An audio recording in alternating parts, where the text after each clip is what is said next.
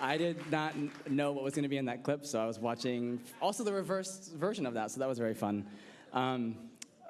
Sorry, wow. You'd think like being an actor, you wouldn't be really nervous in a crowd of people, but that's not me. There's a reason I don't do theater. Thank you so much for having me, for thinking of me at all, for giving me this honor. This is incredible. Leading up to this, I've been thinking a lot about what it means to be visible, and I think about how it's connected to representation and what they accomplish together. Last year I read Michelle Kim's The Wake Up, Closing the Gap Between Good Intentions and Real Change. And in chapter 2, she calls it Know Your Why. She invites us to investigate our intentions, to think about what drives us, to think about what motivates us to do the things that we do. And it sounds really simple, but I think that self-reflection in the context of activism often makes us confront thoughts and feelings that we may not have been ready for. So, what is my why? Why did I start sharing my journey when I was 13 years old? And why, in God's name, have I continued to do it since then? When I was a kid, I was glued to the television, like just every day. My moms were always trying to get me to play outside. I am a gay bee, shout out to my moms. Queer bee, gay bee. They were trying to get me to play outside or read a book or play with friends, just something that would get me out into the world. But what 7, 8-year-old me couldn't really explain to them was that movies and television were my world. At least they felt like it. They were how I learned about the rest of the world. They were how I learned about myself, how I realized who I was, and how I saw what was possible. I'm fortunate to have grown up with a bit more evolved representation than previous generations.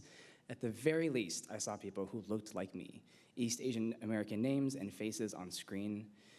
And although there were queer and trans characters in media, the majority of them were often white and played by cis and/or straight actors. For me, visibility and representation existed in silos, pieces of myself scattered throughout history and in media. And for a long time, when I was younger, I would sometimes forget that I was Chinese. I saw my moms and the people in my family, and in my mind, when I envisioned my future, I thought I would just look like them. And then I look in the mirror, and I would remember. And the same happened with my gender eventually. Before I realized who I was, I'd forget that the world saw me as a girl. But the mirror was there to remind me again. Thank you very much. Although my adoption and transition are huge pieces of me that can't be separated, this isn't really about either of them. Not completely. This is about my why. When I started sharing my story on YouTube, I was 13. I wanted to join the community of trans men I'd been watching and following in the hopes of meeting people who would understand what I was going through. But my moms, understandably now, were reticent to allow me to have a channel. And I get that in a way that I couldn't, when I was 13. They wanted to protect me. They wanted me to be safe. But they also knew how much I needed community support. And it was a kind that they just simply couldn't offer me. I've been sharing my story on social media for about half my life now, and my why has evolved so much over the years, just as I have.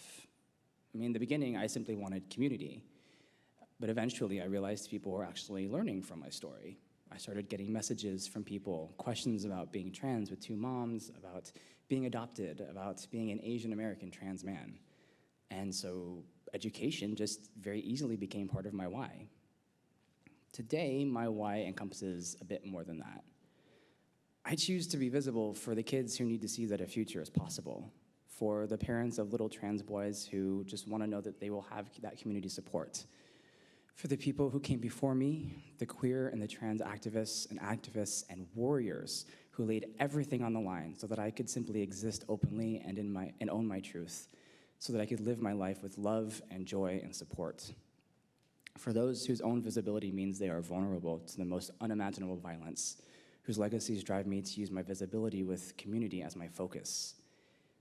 I also choose to be visible for myself, for 12-year-old Leo, who didn't know that someone like him could exist, for future Leo, who I want to look back at his life with a sense of pride and contentment. In a very, very full circle experience, the first trans man that I ever saw was Max Sweeney on the original L Word. And I came across him when I was 11 on YouTube, realizing very quickly I probably shouldn't have been watching that. Shouldn't. I never would have guessed when I was on YouTube before, you could upload clips past 10 minutes, that choosing to be visible in the way that I have would lead to me being on the sequel as a series regular playing a character who's also a Chinese-American queer trans man. Never would I have ever even just thought that was, a possibility. I know that my why will continue to grow and evolve. And I don't know what the future of visibility and I don't know what the future of visibility and representation will be, but I'm hopeful that it will continue to be a tool for transformative change in partnership with the many ways of working towards trans justice and equality, and just like organizations like the HRC are doing right now. I also know that my visibility is a gift and a privilege. And I know that it is so much bigger than just myself. Michelle ends the chapter by saying, "The most enduring why is rooted in our clarity around who we want to be in this world and our relentless pursuit of living in alignment with our values day after day."